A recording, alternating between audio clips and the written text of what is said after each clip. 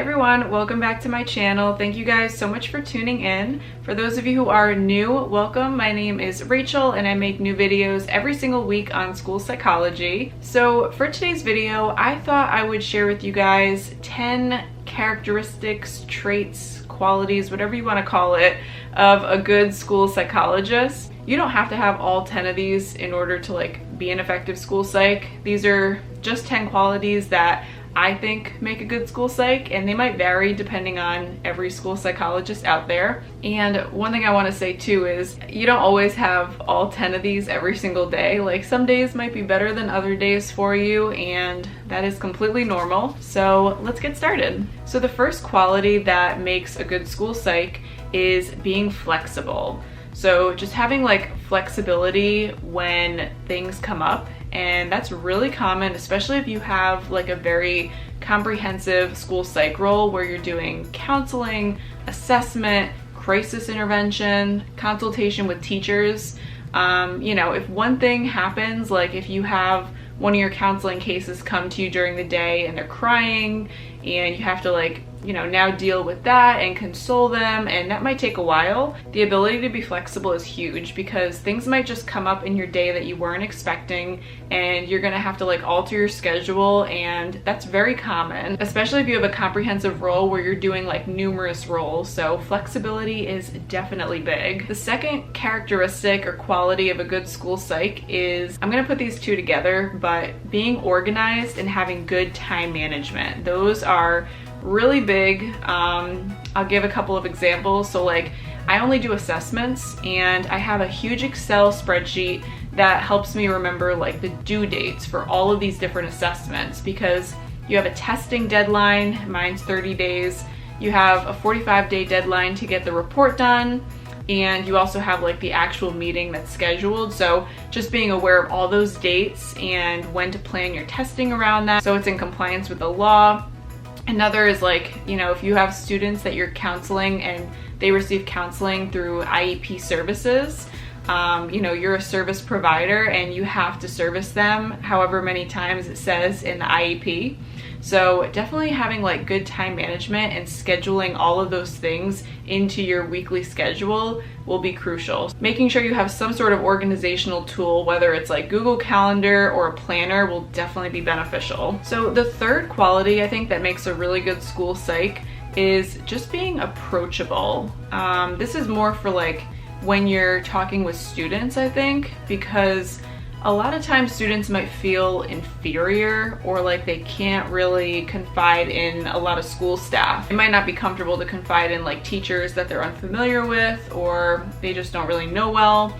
So when you're working with students, especially on your counseling caseload, just trying to develop rapport with them and, for example, sharing things about yourself. This way they're not the only ones sharing personal information. I think that makes you seem more approachable, and then they're more likely to confide private issues with you and open up about certain things that they wouldn't open up about with family or friends. Being approachable is huge, I feel especially for when you're counseling students. So the fourth quality that I think makes a good school psych, kind of going along with being approachable, is having empathy. So just being empathic towards students, teachers, and parents. Parents might feel uncomfortable talking with certain people about their child's issues, especially if they're occurring more in the home setting. For students, especially students that you might be counseling or doing evaluations on, they might feel uncomfortable sharing certain information. They might think that you want to correct them and teach them something, but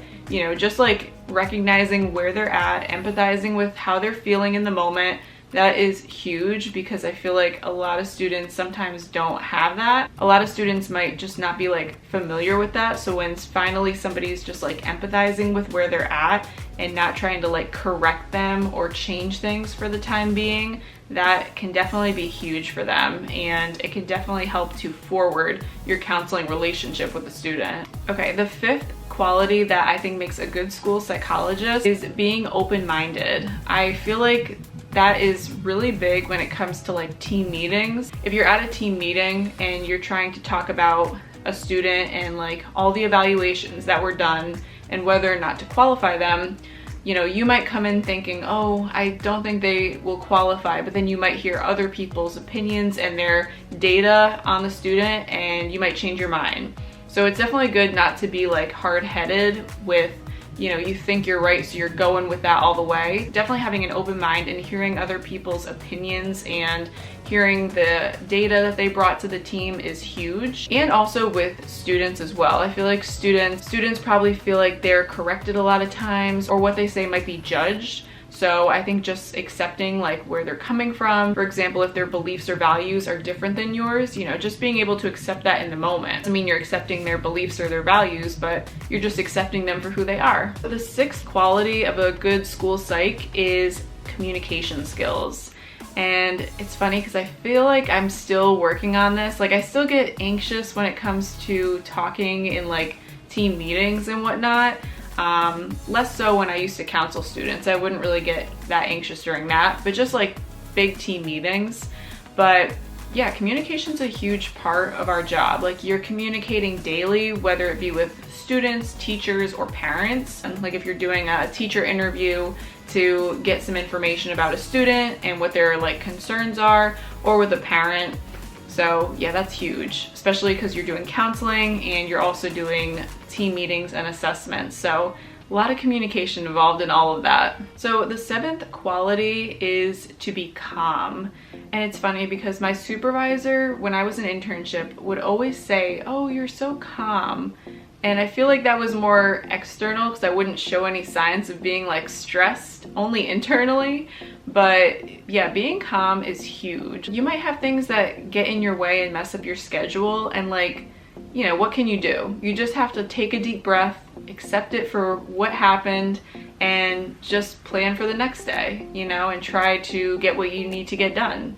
So I feel like once something happens, you know, it happens. You just gotta stay calm, because I feel like getting stressed out will just not help you in any way. So the ninth quality of a good school psych is being self-reliant. I think this is huge. You know, self-reliant / independent, I'll say. A lot of times there's only one school psychologist in a school. Like, it's very rare to have more than one in like one particular school. So in my school district, there are far less school psychs than there are schools. You really have to be like on your own. Like, I still collaborate and consult with the other school psychs in the district, but a lot of times if we're all busy, you know, I can't have somebody reading my entire report for a psych report that I wrote. I kind of have to just trust my instincts, trust my ability to write the report, because you're no longer having somebody check it for you.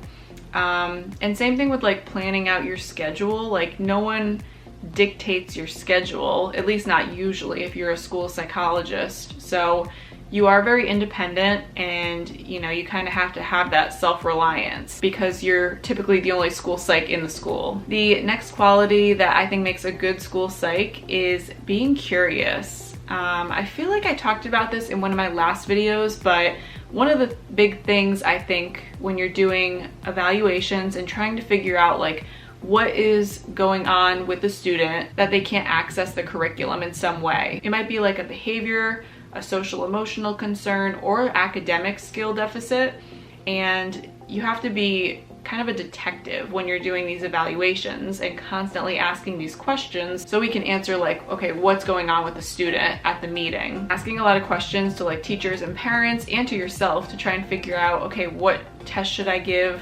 What questions should I ask the student, the parent, the teachers? So having curiosity is huge, I think, when you're doing evaluations. The last, and I feel like most obvious quality of a school psych is just being a hard worker. I mean, again, we service so many kids and there's not enough school psychs per student. So, you know, we work our butts off, I would say, and you have to be a hard worker if you're a school psych. If you guys are already like in this field or studying to become a school psych, you know that feeling. So yeah, being a hard worker is, I feel like, obvious for school psychs. So I hope you guys enjoyed this video where I shared 10 qualities that I think make a good school psychologist. Let me know down below if you guys have any other qualities that you think are really essential for being a school psych. And if you guys like this video, be sure to give it a thumbs up down below. Be sure to subscribe to my channel if you have not already. I make new videos every single week. And until next time, I will see you guys very soon. Bye. Many years has gone by, but I think about you all the time. Looks like you're changing and all.